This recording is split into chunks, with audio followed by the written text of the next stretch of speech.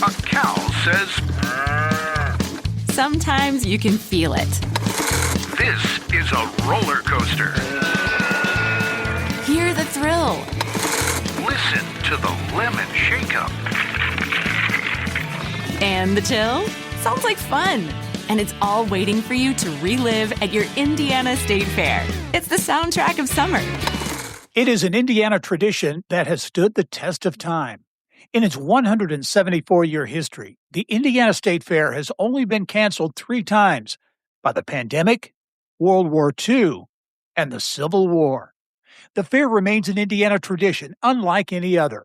But today's fair is about much more than 18 days in August. The Indiana State Fairgrounds has become a year-round economic engine, hosting major events and attracting visitors from across the state and beyond.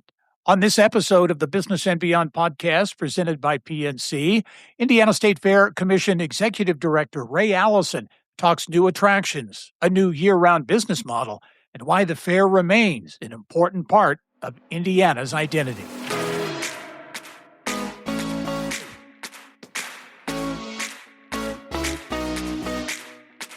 And I'm pleased to be joined on the podcast this week by a very busy guy. Ray Allison is the Executive Director of the Indiana State Fair Commission. The Indiana State Fair, just days as we tape this, days away from opening up its 2026 run. And Ray, really appreciate you taking the time to join me. Thanks, Gerry. It's great to be with you today.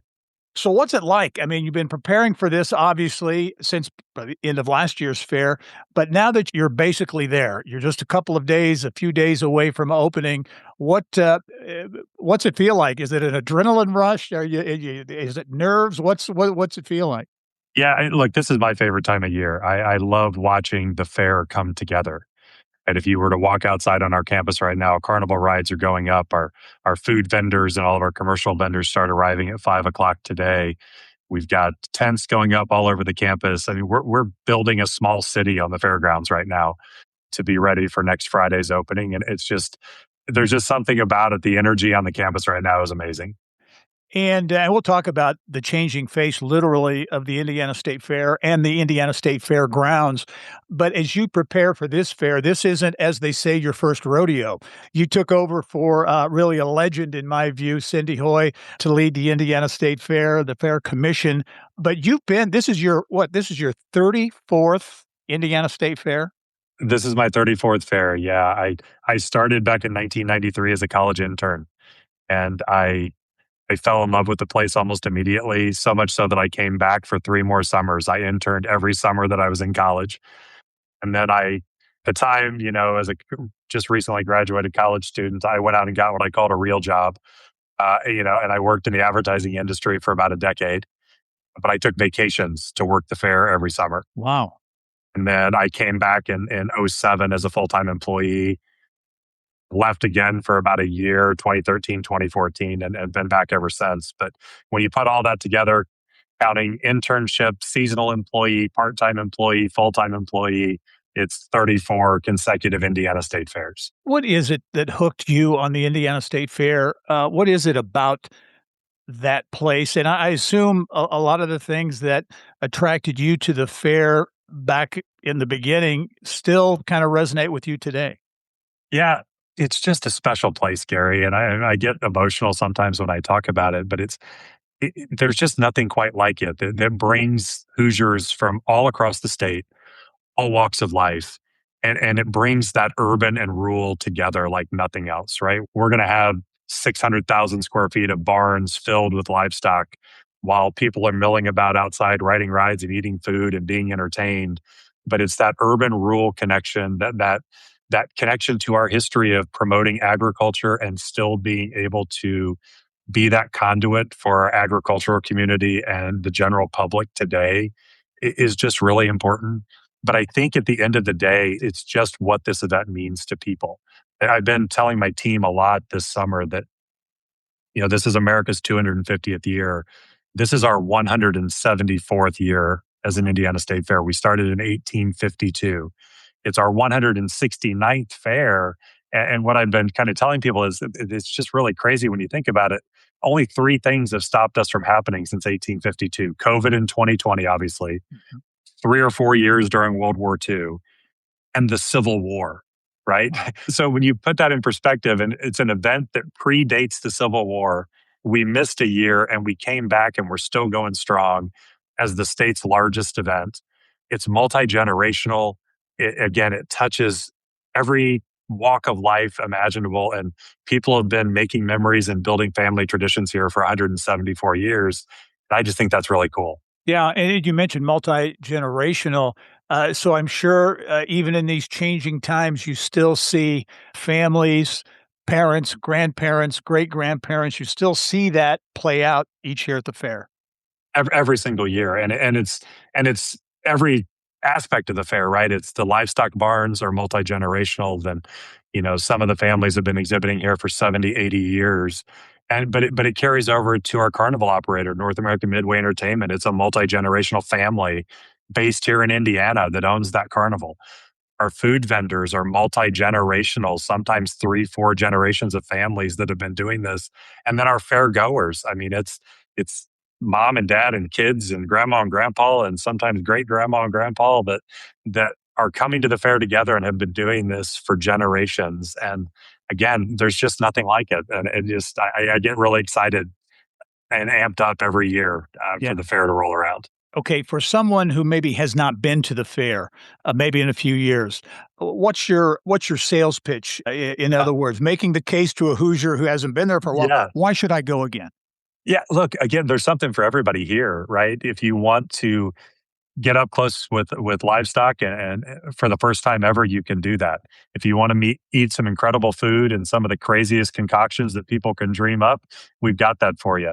We've got great free concerts on our free stage every night, right? There's all sorts of entertainment around the grounds. There's exhibits everywhere. There's Pioneer Village that tells the story of early Indiana agriculture from the late 19th century, early 20th century perspective. The Glass Barn tells the story of modern agriculture.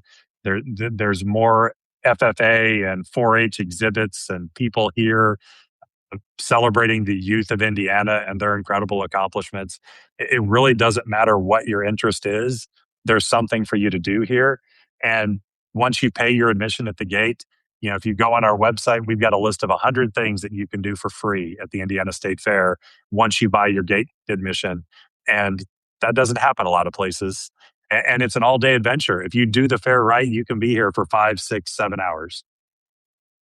Ray, putting together this kind of a show, this entertainment event over multiple days, that has to be an enormous task. Kind of walk us through how you do that, how you create a mix of entertainment, of free things, high profile entertainment, all kinds of things in this age of instant gratification and social media, and everybody wants something now.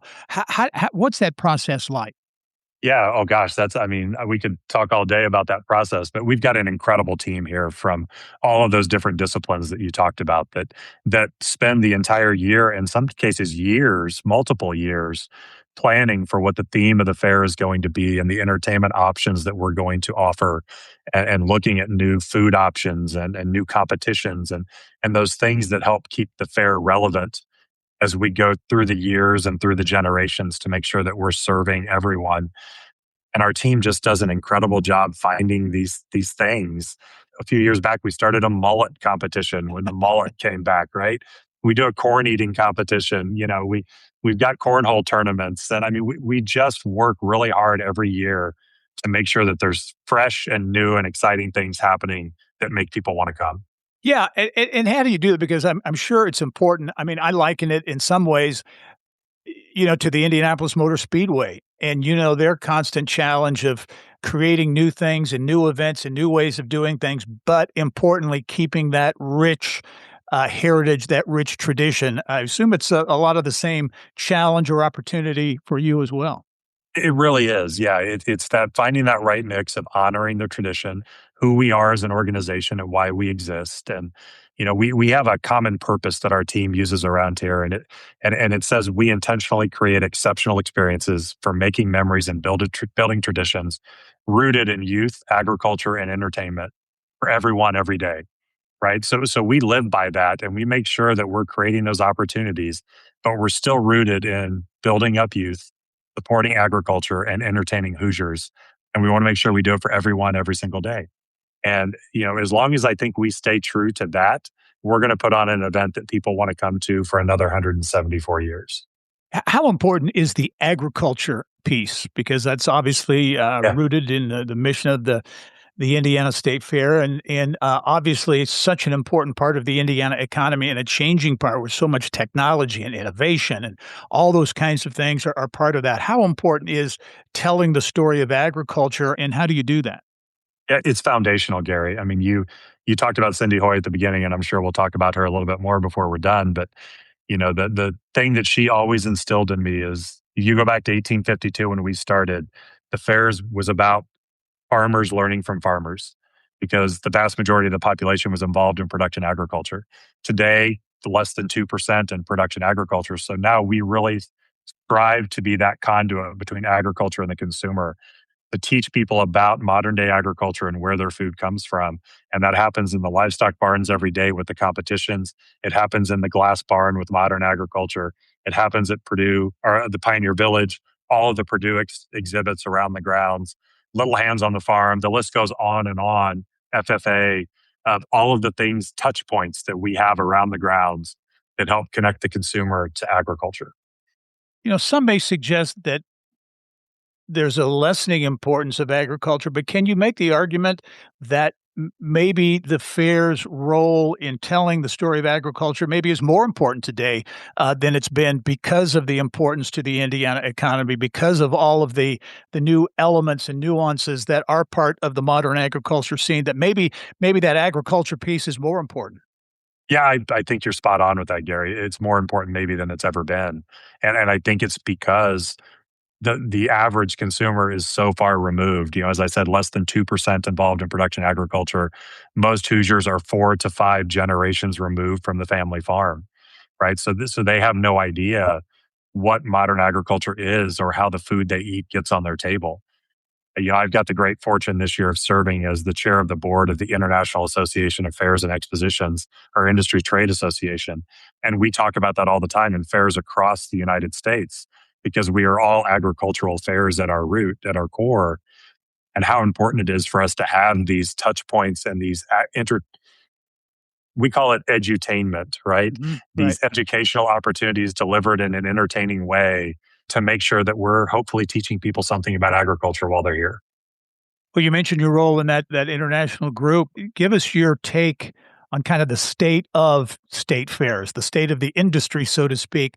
What are some of the challenges and opportunities facing state fairs? Yeah, I mean, we're all having the same challenges. I think it's staying relevant in a modern society, but staying true to our roots and the traditions that make us who we are. And like every large event or large organization, managing us to operate, combined with the cost of admission and all of the offerings, right? And making sure that, again, we're providing a product that people can afford to enjoy.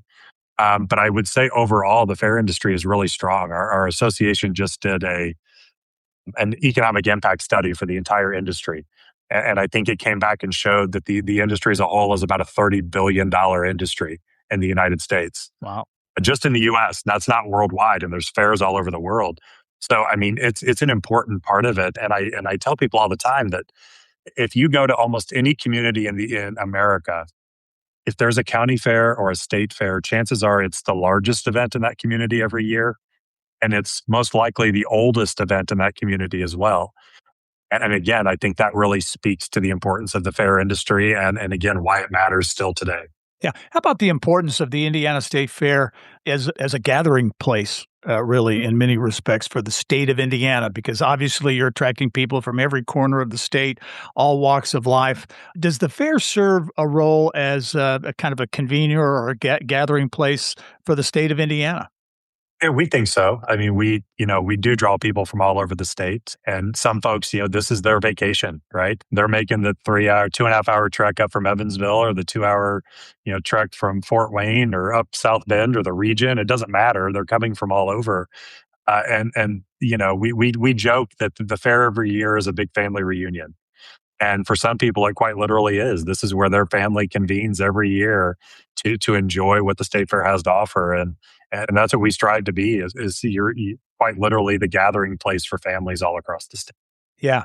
You mentioned earlier Cindy Hoy, who you succeeded, and she was led the fair for so many years in a great way and did so many great things. Her role in your development at the Indiana State Fair and now into this leadership position, how important has Cindy's, I would assume, mentorship been to you? Yeah, I'm only sitting in this chair today because of Cindy Hoy. Going back to the 19-year-old Ray Allison that was finishing his freshman year of college, at that time, Cindy was the marketing director, right? Before she became the executive director. I was studying communications in college, advertising and public relations was my emphasis. And I met Cindy Hoy as a 19-year-old and went through those years in college as an intern. And I wanted to be Cindy. I was like, it would be really cool to have that job one day, to be the marketing director at the Indiana State Fair. Little did I know 30 years later that I would be following in Cindy's footsteps, but it wouldn't be as the marketing director, it'd be as the executive director, right? Yeah. And I mean, she is the most important mentor professionally in my career. I came to love this industry and this place because of her and because of everything I learned under her. And now I get to be the next caretaker of this incredible institution because of her leadership, her mentorship, and her guiding me through my career. Yeah, well, certainly throughout the course of her career, many things changed at the Indiana State Fairgrounds and with the Indiana State Fair. We'll talk about that, the economic impact, because the Indiana State Fairgrounds is about more than the State Fair these days. Lots going on, a 365-day-a-year venue to be sure. We'll talk about that and more when the Business and Beyond podcast continues. As a bank, PNC prides itself on being boring. But the truth is they couldn't be more excited to serve the dynamic Indianapolis community. For nearly 160 years, they've quietly toiled away to deliver brilliant results for their equally brilliant clients. They have dedicated PNC teams throughout the local area all ready to do the boring work to help you unlock your own brilliance. PNC Bank, brilliantly boring since 1865. PNC Bank, National Association member FDIC. We build Indiana. The Laborers International Union of North America builds and maintains roads, bridges, and other essential infrastructure that make us the crossroads of America. So thanks to LIUNA members' work, Hoosiers have a better quality of life, like access to utilities, easier routes to jobs, schools, or medical care, and deliveries keep moving. We build Indiana for good jobs and stronger communities. The Laborers International Union of North America. We are LIUNA. And welcome back to the Business and Beyond podcast presented by PNC. My guest this week is Ray Allison, the Executive Director of the Indiana State Fair Commission. Very busy guy year-round, but especially now as we tape this just a few days away from the opening of the Indiana State Fair. And Ray, when people hear State Fair, they think about corn dogs and rides and cotton candy and all those traditional things. But the fair's importance as an economic engine, it's more than the 16 or 17 days of the fair, right? It really, the State Fairgrounds over the past number of years has become a year-round venue. Yeah, it really is. I mean, if you look at our event calendar, I think it's something like 400 events take place on the fairgrounds throughout the year. And, we've really become a year-round venue in the last 25 to 30 years. And today, our latest economic impact study shows that we produce about $329 million in annual economic impact. About 1,100 jobs are produced because of what happens here. And we welcome about 2 million visitors to our campus on a year-round basis. And so while the State Fair is why we exist, right? And it's why we were created all those years ago, the stuff we do on a year-round basis is equally as important, even so much so that if you look at our earned revenue on an annual basis, it's split almost 50-50 between the State Fair and what we do the rest of the year. Interesting. And certainly the physical structure of the Indiana State Fairgrounds has changed so dramatically over the years in so many ways. Most recently, one of the biggest additions, high profile, and I think representative of the change at the Indiana State Fairgrounds is the old swine barn, which is now, and I'm sure it's got a sponsor, so you can put that in there, but it's the Fall Creek Pavilion, right? Yeah, it's the Indiana Farm Bureau Fall Creek Farm Bureau. Pavilion. Yeah, very Yes. good. Yeah. But what's interesting about that, to me anyway, is that total remake, big dollar amount, major change, the kinds of events that is hosting, because that's been the side of NCAA track and field championships, right? All events that you would never imagine would necessarily be taking place at the Indiana State Fairgrounds. Yeah, and I think that building really captures what we've tried to do over the last 25 years with all of the investment, thanks to multiple governors and the Indiana General Assembly supporting us in really meaningful ways. But that building, a 100-year-old open air swine barn that we could use 15 days a year, we knew it had to be replaced, but we couldn't build back a swine barn, right? But we knew that's what had to be replaced. So we put the plans in motion to build back a world-class livestock facility, and we've done that. But we had to say, okay, what can we do the rest of the year? So it's a climate-controlled facility, 118,000 square foot show floor that hosts a number of events. I mean, it's booked almost every weekend of the year.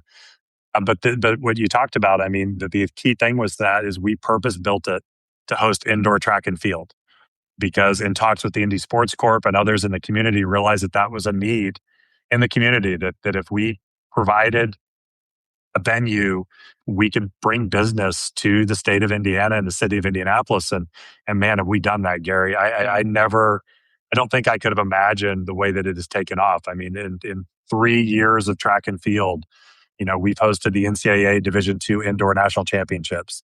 We've hosted the Big Ten National Conference Championships twice. We're in talks with USA Track and Field to host some significant events for them, and we're going to get back in the bid cycle on the NCAA to bring national championships back.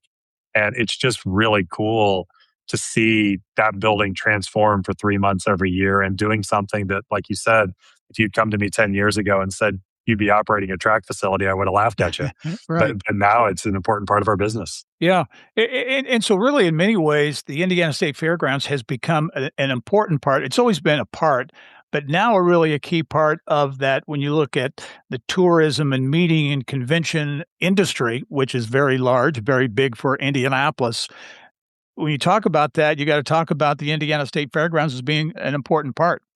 You do. I mean, because, we've got the traditional events that have been here for 60, 70 years, the Indianapolis Boat Sport and Travel Show, the Indianapolis Home Show, right? But then you throw in the Mecum Auto Auction that happens every May. A national brand that hosts auctions all over the country. We're their second largest stop throughout the year. They auction off close to 3,000 cars over 8 days, generates north of $100 million in sales. And the state's capturing the sales tax revenue from that. We're capturing the revenue from that. It just all adds up to that economic engine that we have become that's now north of $300 million on an annual basis. Yeah. Well, big number to be sure. Does the success of those events throughout the course of the year, does that have positive impact on the fair itself? It does. I mean, again, going back to the Indiana Farm Bureau Fall Creek Pavilion, right? The state invested significantly in a building that makes the state fair better and allows us to continue to put on the best swine shows in the nation. But the state's not making that investment if it's just an open air swine barn, right? They're making that investment because we can show a return on that with all the things that we can do throughout the year. So being able to build these multi-purpose facilities that first and foremost benefit the Indiana State Fair and then support everything we do the rest of the year. And that's kind of the lens we have with everything we do. We've got to make sure that it has that year-round impact, but we always make sure that one of the key drivers is how can it make the state fair better in the process. I don't know if you can provide perspective on this, but how did this happen? There had to be obviously people driving this and making an intentional effort in terms of this vision and this model for what the Indiana State Fairgrounds would become. I'm sure there was pushback maybe from traditionalists. How did it all kind of come about? Yeah, I mean, it really started with the creation of the Indiana State Fair Commission back in 1989, 1990, and creating a governing body that was focused on the year-round operation of the facility. And then a number of strategic plans and master plans and facility assessments, and just a lot of forward-thinking leadership that started with Don Moreau back in the early 90s and continued with Bill Stinson and then was supercharged under 20 years with Cindy Hoy, and people that just had a vision and saw an opportunity to take a venue that was built for one event and say, we can be so much more, and making strategic investments and getting the support from the state and from governors and from sponsors and partners that got on board with that vision and said, yeah, we can build something really special here. And I think we've done that. But honestly, Gary, I think we're just getting started. Yeah. We've got so much more to do and so much more to grow. And I'm really excited to be able to have play a small part in leading the next chapter. Well, talk about that if you can, to the extent that you can, because, and I think you've answered this, but could the fairgrounds become an even bigger player in attracting these national events and conventions and competitions, all those kinds of things? Doing a lot of that stuff now, but is the opportunity there to kind of take it to the proverbial next level? Yeah, we think so. I mean, our master plan still has a number of other projects that we're considering that include, renovation of buildings or new buildings. And, we spent a lot of time in the last few years beautifying the campus, right? We built 2 new entry gates along Fall Creek Parkway, redeveloped that fence line. We've got plans to do the same thing along 38th Street to make the experience even better and all that wraparound stuff that happens. We've got over 1 million square feet of space under roof right now that's all rentable. We've got a 6,000 seat Coliseum, right? So we've got everything that is needed, and we're continuing to make those investments to make sure that we keep those buildings running at an optimal level. But again, I can't go into detail yet just because the funding's not there and things aren't in place yet. But there's still a lot for us to do out here that's going to continue to allow us to grow. And like I said, we've got a really good, smart team here that's constantly coming up with new ways for us to invest and be better. And, one perfect example I'll share is the Christmas Nights of Lights drive-through light show, right? That was a successful event here for a number of years that a promoter brought to us. And in the end of 2024, we bought that show. So we now own and operate the Christmas Nights of Lights show. And it's a significant revenue driver for us. So we're being creative too, just like with track and field, in creating these new lines of business that are outside of the norm for us, that are allowing us to generate more revenue and continue to grow. And I can attest to the fact that the Christmas light show is really a great thing. Took the grandkids there last year, and it was a big hit. So 2 thumbs up. Yeah. 2 thumbs up on that. Ray, as we close, when the gates close on this year's State Fair, what do you want people to take home with them? What do you want them thinking about when it comes to the State Fair and the fairgrounds as they go to their respective homes around the state of Indiana? Yeah, look, I want people to know that, I want people to feel that they had a good time, that they had a lot of fun, that they were entertained, that they made a connection with agriculture, and that we provided a safe and welcoming environment for them to be able to do that. That's what it's all about, is putting the smiles on people's faces when they come through our gates, and that they have an incredible time every single time they visit. And as long as we can, continue to do that and do it in a safe and affordable manner, that's really what it's all about.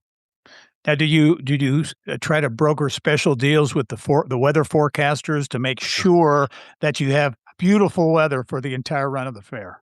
We do. We joke every year. We always go around the room and we're like, okay, who's responsible for the weather this year, right? Yeah. But that's the thing you can't predict, and it's the single biggest thing that can impact the fair, and we have no control over it. But I can tell you, if it's hot, people are still going to be here. Yeah. If it rains, people are still going to come, and we have to be ready to put on a great show for them when they show up. And our team does that every year. Yeah, I'm sure you will once again in 2026. Ray Allison, the Executive Director of the Indiana State Fair Commission. Ray, been great to catch up with you in advance of the Indiana State Fair. I know this year's fair is going to be another great event. Good luck with it and everything else going on at the Indiana State Fairgrounds throughout the year. Thanks, Gerry. We'll see you at the fair. All right. Looking forward to it. And thank you for joining us on this episode of the Business and Beyond podcast presented by PNC. We are a weekly conversation with achievers in business, sports, entertainment, and beyond. And you can download all of our episodes, some 300 Business and Beyond podcast episodes, and get Indiana business news 24/7. All you have to do is go to insiders.com. I'm Gerry Dick. Thanks for joining us. We'll see you next time.